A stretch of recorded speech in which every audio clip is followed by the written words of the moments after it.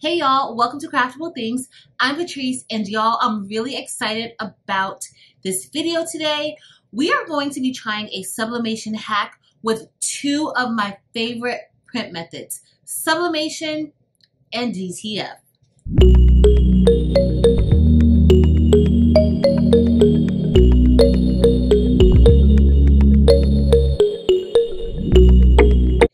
Okay, y'all, so I'm really excited about this video.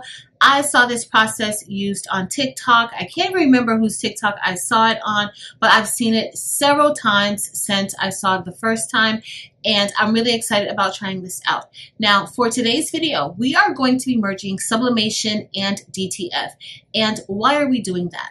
Because with sublimation, you can only print onto 100% polyester, at least for the actual sublimation process to take the way that it's supposed to take.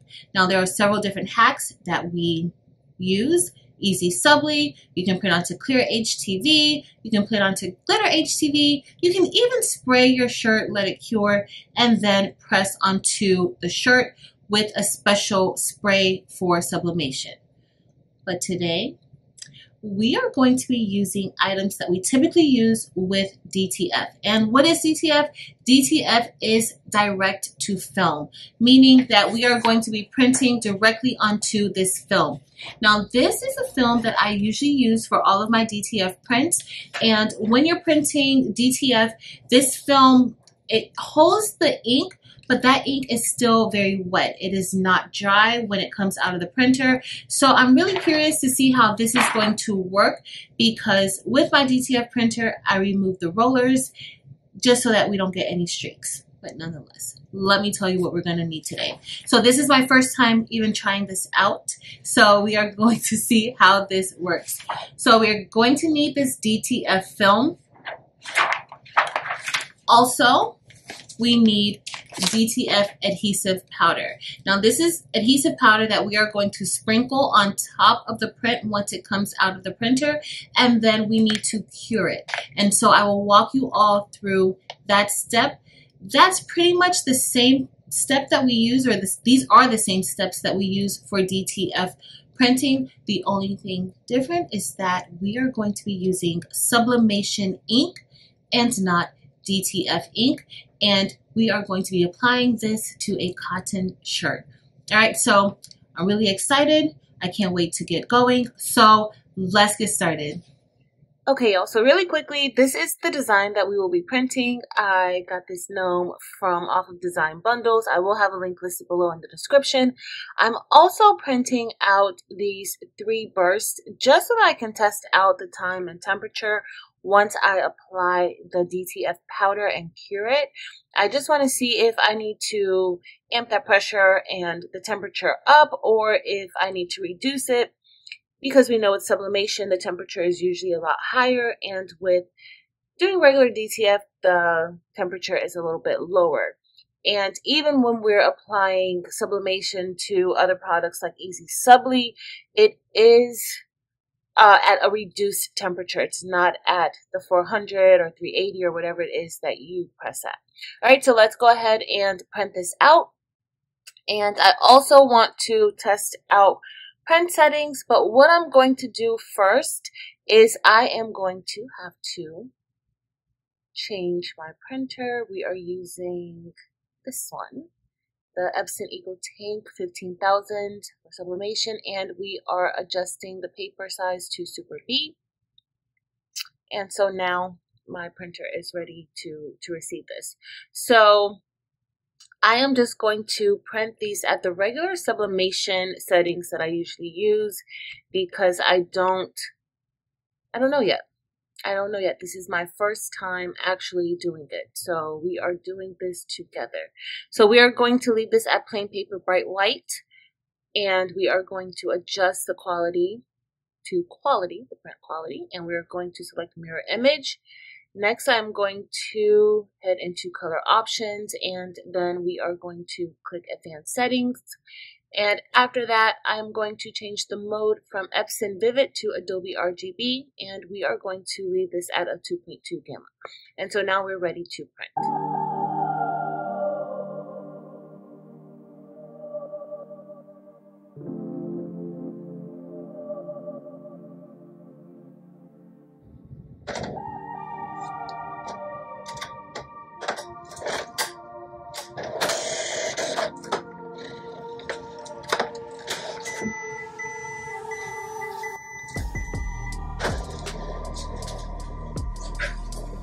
right, so first thing, we have a paper jam. So let's see if this is actually going to work.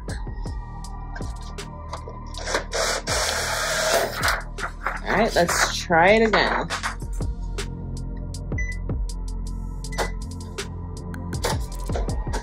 So like DTF, it might not be reading the transparent paper. The DTF film is transparent, and of course we have another paper jam. So I'm going to do another trick that I usually do with DTF printing, and I am going to apply a piece of painter's tape on the back. As this prints, I want to remind you that when you are printing on the film, make sure you look at the instructions on the film that you're using and that you're printing on the correct side. It might be a little confusing. You may not know exactly which side to print on when printing onto film. However, the manufacturer will give detailed instructions to let you know which side is the actual print side. Both sides cannot be printed on.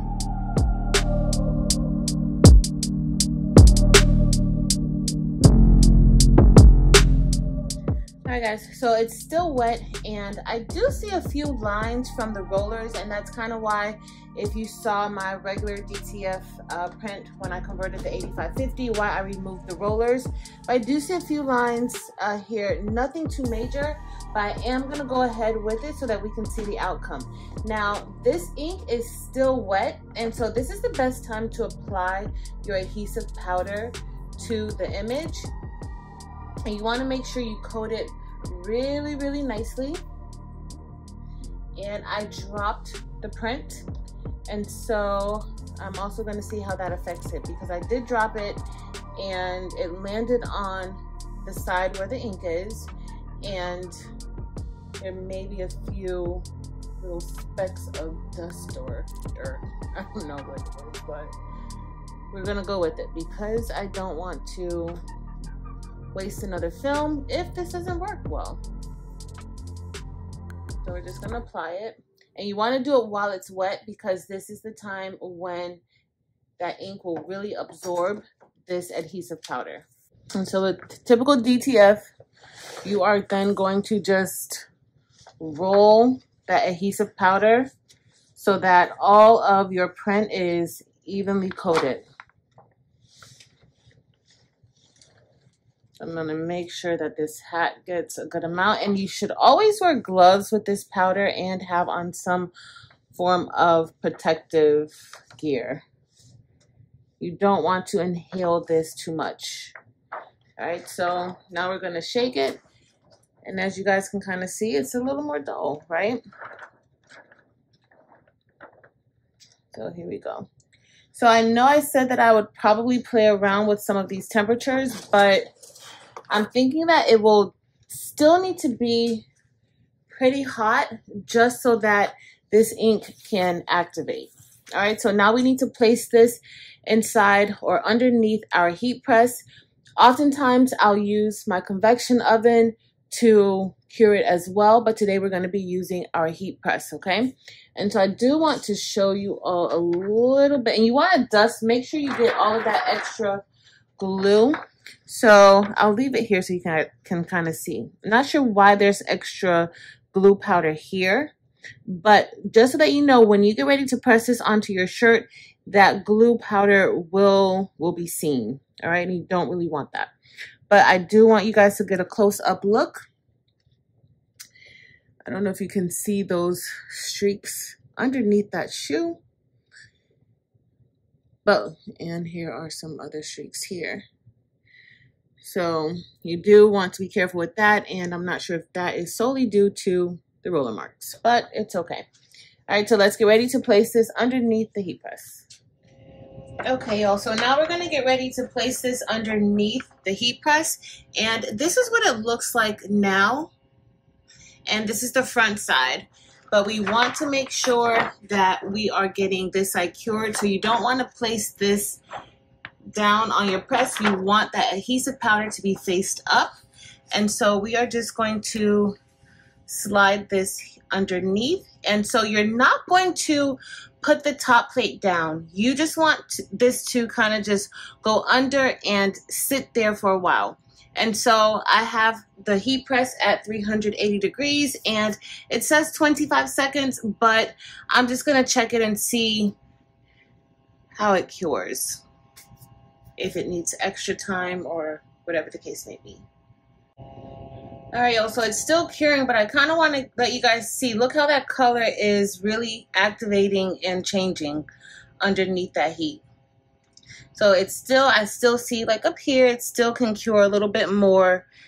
There are little parts where I just needed to cure some more. All right, let's see how it looks. And this looks like our ink or our powder is cured. You don't really want it to have a crystallized look. Kind of feels like rubber a little bit.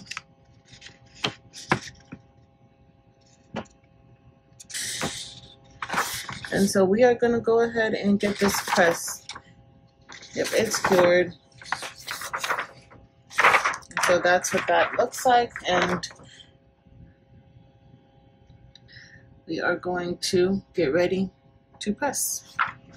So first we're going to be putting this design onto a white shirt, and I have a piece of butcher paper here because I don't know how this ink is going to do.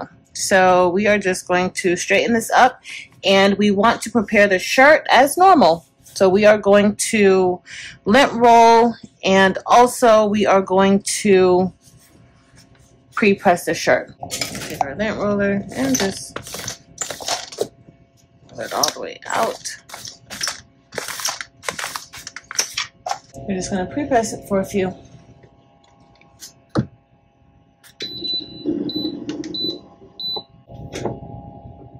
All right, that's good. We're going to bring it back out.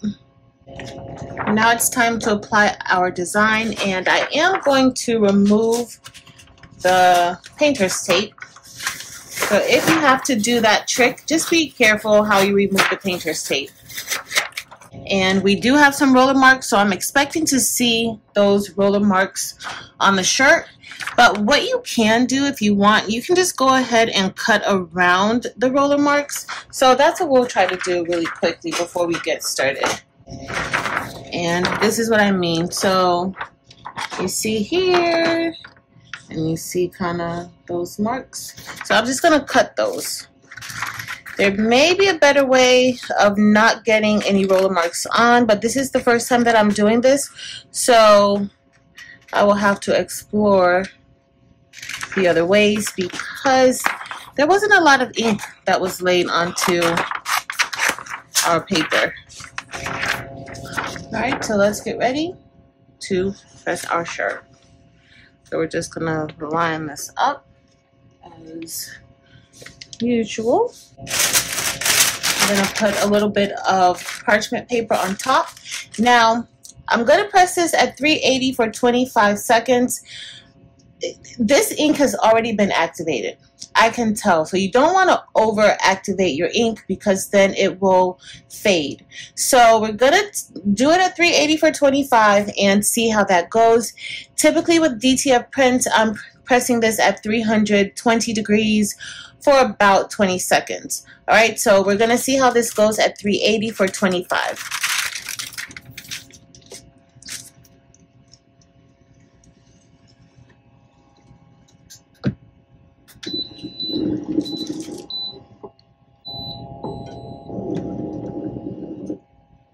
All right, so that is all done.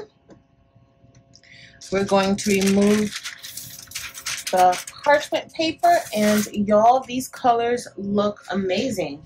The colors on this look amazing. I should have cut right there a little bit, but wow.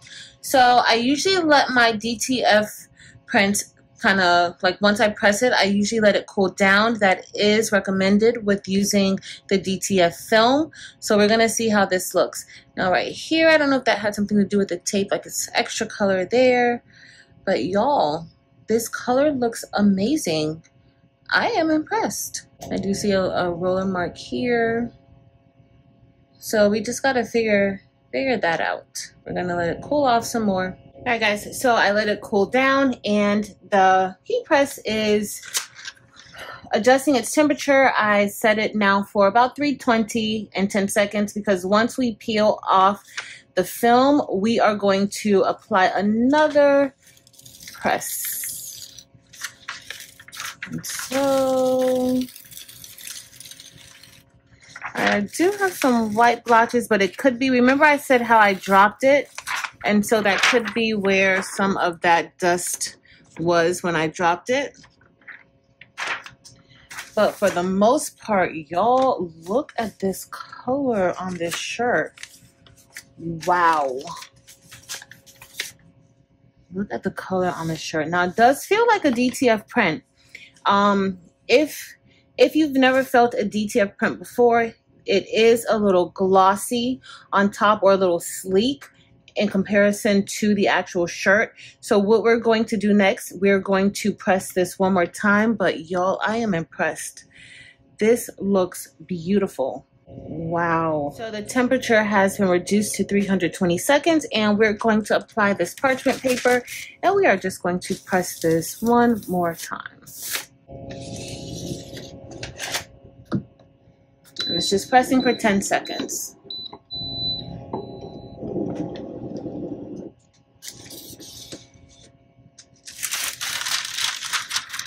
Wow, even better. Okay, so this looks good.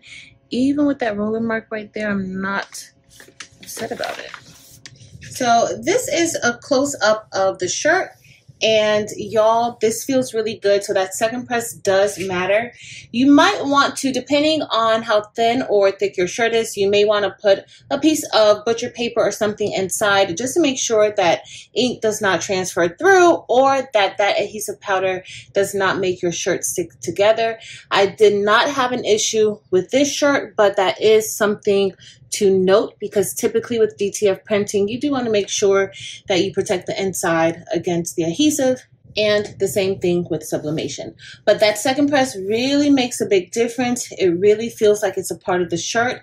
Still note that with this way, yes, we subbed onto the shirt, but it's not true sublimation. And so this is actually still sitting on top of the shirt. But if you look closely, it looks like it is very much so a part of that shirt. Now I'm gonna do a stretch test just to see how it looks when it's stretched. But I know that these parts here, that is from where I dropped it and there was dust particles there. And so that kind of removed the ink. But y'all, this looks really, really good. All right, so let's stretch it and see. Y'all, I'm not too overly worried about the stretch. Not bad. I mean, it just looks like it's a part. It looks like the ink has become a part of the shirt, really. All right, so we saw this. I wanted to show you how it would look on different colors. So with the white, as we see, those inks are vibrant, and I used my ink, dynamic ink, with this press today. But I wanted to show you all also, like, if we were to apply it to different colors. And so this is a pink, and this was a red star, and this is applied to like a tan or camel color piece of felt. And this was blue. And so this was applied to, of course, you guys see like this red and black material. But you want to make sure, you know, you're not going to be printing white. So with DTF, you can print white. So if you have any white in your designs, you're going to have to treat this exactly the same way as you would treat sublimation, knowing that that white is not going to print out. But for the most part, I am very, very pleased with this outcome. All right, y'all. So we are all done with this Subli DTF process, and y'all, these colors are amazing. Just like with any sublimation project, it printed out dull, but now y'all, these colors are popping, and I absolutely love this process. I am very much so impressed. I will be washing this shirt in about 24 hours just to see how it washes, but y'all, I'm sure that I will be trying this process out even more and possibly using it in different orders that I may have for cotton shirts where they want sublimation. Now, what I want to do is I do want to kind of compare the pricing, because those other ways that I told you at the beginning of the video, the spray, the easy subli, the glitter HTV, the clear HTV, that can kind of add up, right? And so with the DTF powder, it really isn't that expensive to get a hold of that powder, and it actually lasts for a very long time. So if you are interested in any of those DTF products, the film and or the powder, I will have a link listed below in the description to Big Boy Prints, and that is where I get all of my DTF supplies from. Now, the film, it can be costly. So I do want you guys to take note of that and just weigh your options between the film and the powder and or the easy subli and or whatever other ways you use to get sublimation onto cotton and or dark color shirts. If you enjoyed this video, please be sure to give it a thumbs up. Also, make sure to hit the subscribe button if you are not already subscribed.